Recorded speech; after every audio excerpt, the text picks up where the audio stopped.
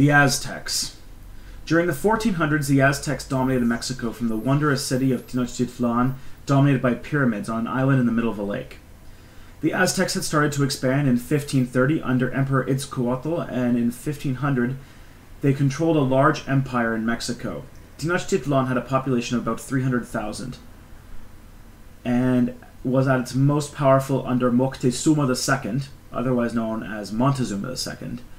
In order to feed everyone, food was grown on artificial islands, or chinampas, built up in Lake Texcoco, in the middle of which the city stood.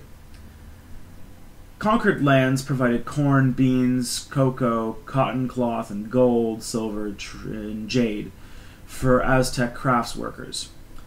Traders brought turquoise from the pueblos in the north, and from the south came brightly colored feathers, which were used to make elaborately decorated capes, fans, headdresses, and shields. Aztec society was organized along military lines.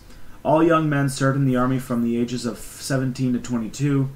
Some stayed longer than this, because even a peasant could rise in the army to a commander if he was good enough. Human sacrifices. One of the main tasks of the army was to take many prisoners of war. The prisoners were sacrificed in Tenochtitlan at the huge pyramid temples in the middle of the city. Religious blood sacrifice was important to the Aztecs, who sacrificed to many different gods.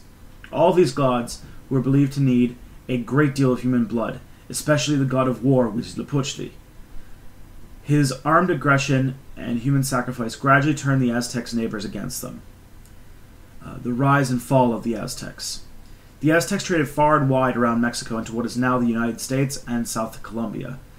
They sold high valuable gems from craftsworkers, clothing, jewelry, households, and ceremonial items. They also extracted tribute payments made by cities to keep the Aztecs from invading them. The capital, Tenochtitlan, was one of the world's best planned cities.